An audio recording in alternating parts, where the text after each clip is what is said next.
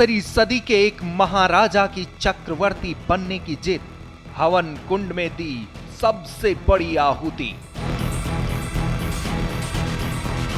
विशाल सेना के साथ घोड़ों पर होकर सवार वो राजा जीतने निकल पड़ा संसार। पूरे भूमंडल पर लहराने के लिए विजय ध्वज चमत्कारी अश्व का किया पुण्य तिलक। जहां जहां तक दौड़ा यज्ञ वाला घोड़ा, वहां वहां फैल गया राजा का साम्राज्य। चमत्कारी यज्ञ का मिल गया सबूत। 1600 साल बाद जमीन फाड़कर सामने आया गहरा राज।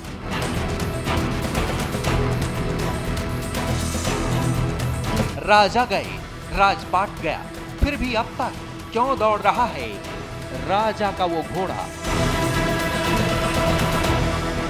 21वीं सदी में हम इंसानों ने खूब तरक्की कर ली है। दुनिया के ज्यादातर देश लोकतांत्रिक शासन व्यवस्था को अपना चुके हैं। हर देश की अपनी सरहदें हैं, अपनी सरकार है। कैपिटलिज्म और ग्लोबलाइजेशन के जरिए पूरी दुनिया एक दूसरे से जुड़ी हुई है। कई अंतर्राष्ट्रीय संगठन हैं, कई संधियां और करार हैं। मतलब आज के दौर में हर देश अपनी सीमा के भीतर अपने ढंग से राज करता है और इस व्यवस्था में कोई भी ताकत सीधे तौर पर दखलंदाजी नहीं करती। लेकिन अगर हम इतिहास के कुछ पन्नों को पलटें और आपको 2 से 3 हजार साल पहले अतीत में लेकर आएं, तो उस काल में व्यवस्थाएं थोड़ी सी अलग थी। उस वक्त देश नहीं, साम्राज्य हुआ करते थे, जिन पर बड़े बड़े राजवंश सदियों तक राज करते थे। राजा की ताकत का अंदाजा उसके साम्राज्य की सीमाओं से लगाया जाता है। जिस राजा के पास जितनी बड़ी सेना, जितना बड़ा क्षेत्र, वो राजा उतना ज्यादा ताकतवर। नमस्कार, मैं हूं संजीव चौहान और आप देख रहे हैं हमारा खास शो रहस्यम। तो हमारी आज की कहानी हुकूमत के एक ऐसे ही संघर्ष से जुड़ी हुई है कि कैसे एक राजा के सिर पर चक्रवर्ती बनने का जुनून सवार होता है और कैसे उस राजा ने घोड़े को दौड़ाकर अपने साम्राज्य का विस्तार किया। देखिए हमारी इस रिपोर्ट में। उत्तराखंड सिर्फ देवों की ही नहीं, वीरों और योद्धाओं की भी भूमि है। देवभूमि की इस पवित्र धरा ने महाभारत काल से लेकर प्राचीन और मध्यकालीन भारत की विरासत अपने भीतर संजो कर रखी है। उत्तराखंड कभी चक्रवर्ती साम्राज्यों का यज्ञ स्थल हुआ करता था। पहाड़ों के इस प्रदेश में कभी अश्वमेघ के घोड़े दौड़ा करते थे। लेकिन ये बात सिर्फ किताबी नहीं है, जिन्हें इतिहास की पुस्तकों में शामिल कर लोगों को पढ़ाया जा रहा हो। चक्रवर्ती राजाओं के अश्वमेघ यज्ञ की ये दास्तां 100% सच है। इस बात पर यकीन करना मुश्किल होता अगर सबूत नहीं मिलते, लेकिन कहते हैं ना, सच सामने आ ही जाता है। ऐसा ही चौंकाने वाला सच उत्तराखंड की राजधानी से सामने आया है। देहरादून के बाड़वाला जगत ग्राम में तीसरी सदी के कुछ ऐसे अवशेष मिले हैं जिन्हें देखकर पता चलता है कि देवभूमि में एक नहीं बल्कि 4 अश्वमेघ यज्ञ संपन्न कराए गए। जगत ग्राम नामक अश्वमेघ यज्ञ स्थल की खोज साल 1952 से 1954 के बीच हुई थी। भारतीय पुरातत्व सर्वेक्षण ने उत्खनन के बाद इस स्थल को खोज निकाला। तभी से ये पूरा इलाका ASI के संरक्षण में है। ASI के प्रभारी मनोज सक्सेना जी हमारे साथ में हैं। हम इनसे जानेंगे कि जो साइट है जहां पर अश्वमेघ की बात हो रही है, क्या कुछ इसकी जानकारी। सर बहुत बहुत स्वागत है। ठीक है, धन्यवाद। मैं मनोज सक्सेना हूँ और यहाँ हमारा जो उत्तराखंड में जो अश्वमेध यज्ञ की साइट है जगत ग्राम बाड़वाला में, वहाँ पे 4 अश्वमेध यज्ञ हुए हैं राजा शीलवर्मन द्वारा। उसमें से 3 अश्वमेध यज्ञ के साइट्स हमें लोगों को मिली हैं और उनको वो विभाग के संरक्षण में है और वो उनको संरक्षित करके रखा हुआ है पब्लिक के लिए। ये इस 3rd सेंचुरी BC के आसपास, 2nd-3rd सेंचुरी BC में मतलब ये के आसपास के ये साइट्स हैं और 3rd सेंचुरी के मतलब सी हो गया अब आजकल, वो सी के साइट हैं। और वहाँ राजा शीलवर्मन ने वहाँ पर अश्वमेध यज्ञ किए थे और वो शीलवर्मन के द्वारा 4 अश्वमेध यज्ञ वहाँ पे किए गए थे। तो उसमें से 3 अश्वमेध यज्ञ की साइट्स हम लोगों को मिली। अभी ये की तलाश मिली? अब तलाश हम लोग कर रहे हैं, अगर वो साइट अगर कहीं हम लोगों को स्ट्राइक होती है तो फिर वहाँ भी कोशिश करेंगे कि उसको भी हम लोग एक्सकेवेट करें या पहले प्रोटेक्शन मिले। तो धरती के सीने में अतीत के न कितने राज दफन हैं। कुछ राज वक्त के थपेड़ों के साथ बेपर्दा होते चले गए, तो कुछ अभी भी अनसुलझी पहेली बने हुए हैं। साल 1952 में जब आर्कियोलॉजिकल सर्वे ऑफ इंडिया ने देहरादून के जगत ग्राम में जमीन की खुदाई की, तब अश्वमेध यज्ञ का एक सच पूरी दुनिया के सामने आ गया। एएसआई को उत्खनन में कुणिंद शासक राजा शील वर्मन द्वारा कराए गए 4 अश्वमेध यज्ञों में से 3 के अवशेष मिले। खुदाई के दौरान पक्की ईंटों से बनी यज्ञ वेदिकाएं पाई गईं। इन्हीं ईंटों पर ब्राह्मी लिपि में उकेरे गए अभिलेख भी मिले। इसके अलावा पुरोला में भी अश्वमेध यज्ञ के सबूत मिलते हैं। पुरोला की खुदाई में शुंग कुषाण कालीन मृदभांड, दीपक की राख, जली अस्थियां और काफी मात्रा में कुणिंद शासकों की मुद्राएं भी मिली। पुरोला में मिली अश्वमेध यज्ञ वेदी जगतग्राम से भी पुरानी है। इन दोनों जगहों के अवशेषों से 3 अश्वमेध यज्ञों का तो पता चल जाता है, लेकिन चौथे अश्वमेध यज्ञ के स्थान का अभी तक पता नहीं चल पाया है। अश्वमेध यज्ञ और वेदिकाओं का रहस्य जानने के लिए श्रेष्ठ उत्तराखंड की टीम जगतग्राम पहुंच गई। यहां जो तस्वीरें हमारे कैमरे में कैद हुई वो वाकई हैरान कर देने वाली थी।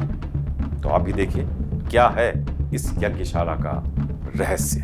7 दशक पहले जगत ग्राम में खुदाई के दौरान जो साक्ष्य मिले, उन्हें एएसआई ने संजो कर रखा है। ये जगह इतनी रहस्यमयी है कि कम ही लोग इस ओर रुख करते हैं, लेकिन सच से पर्दा उठाना था तो हमने ये जोखिम उठाया। मिट्टी के कच्चे रास्तों और जंगल से होते हुए हम उस पड़ाव पर पहुंच गए जिसके दूसरे छोर पर अश्वमेध यज्ञ की वेदिकाएं मौजूद हैं।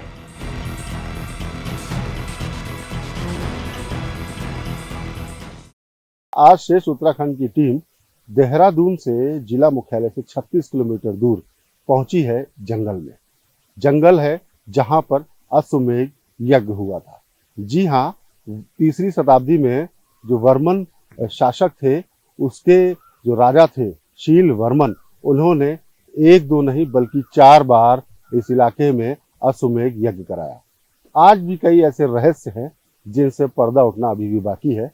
तो श्रेष्ठ उत्तराखंड की टीम लेके चलेगी और आपको दिखाएगी क्या है इस धरोहर का राज। श्रेष्ठ उत्तराखंड की टीम उस जंगल में पहुंच चुकी थी जहां कभी राजा शील वर्मन ने अपने साम्राज्य बढ़ाने के लिए अश्वमेध यज्ञ करवाए थे। इस जगह पर सन्नाटा पसरा हुआ था।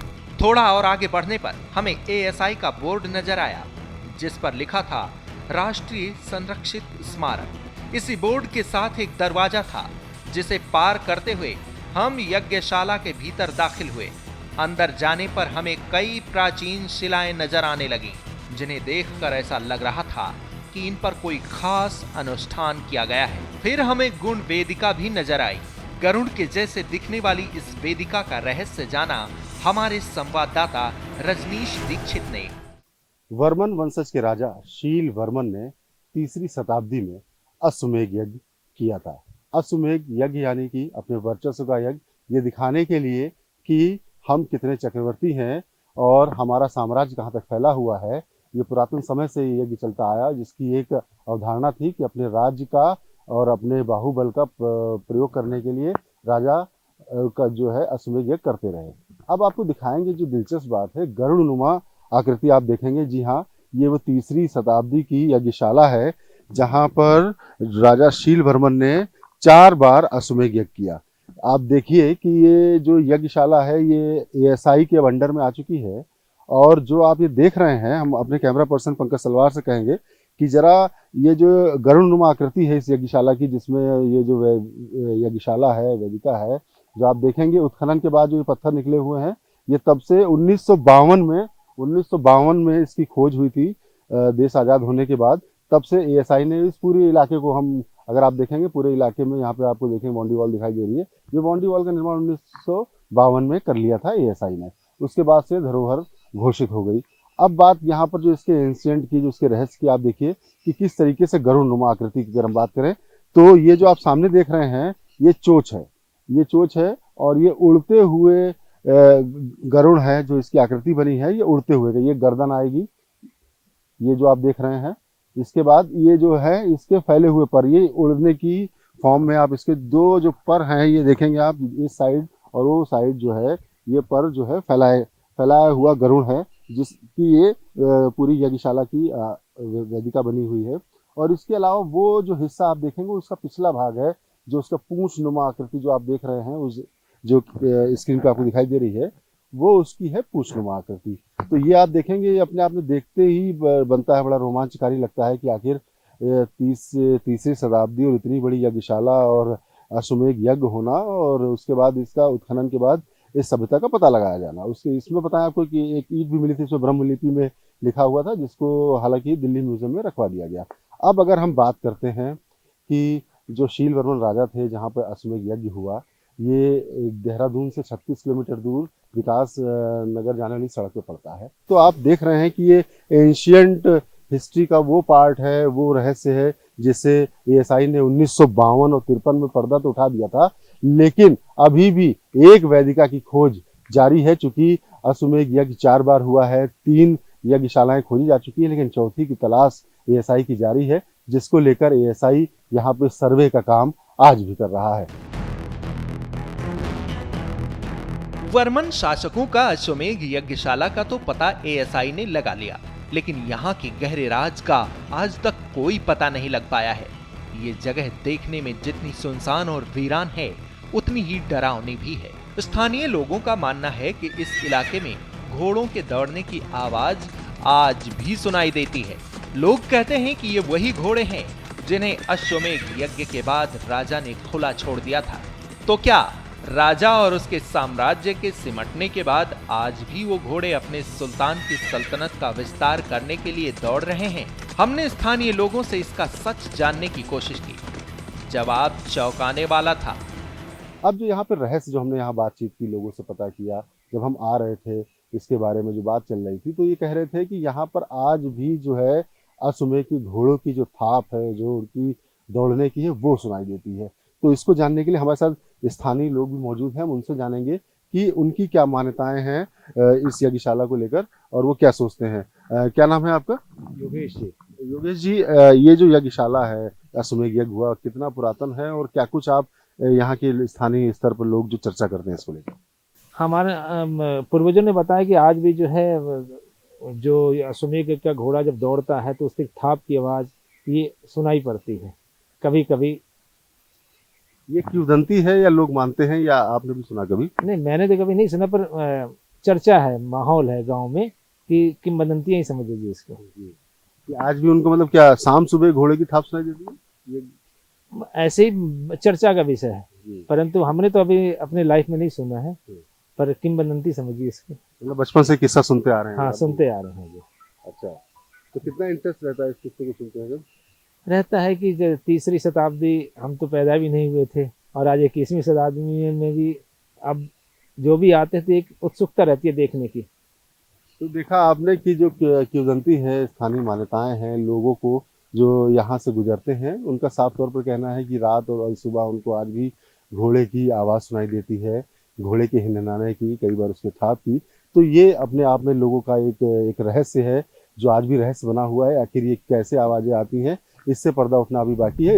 अब अश्वमेध यज्ञ का इतना जिक्र हो रहा है तो यह भी जान लेना जरूरी हो जाता है कि आखिर अश्वमेध यज्ञ होता क्या है।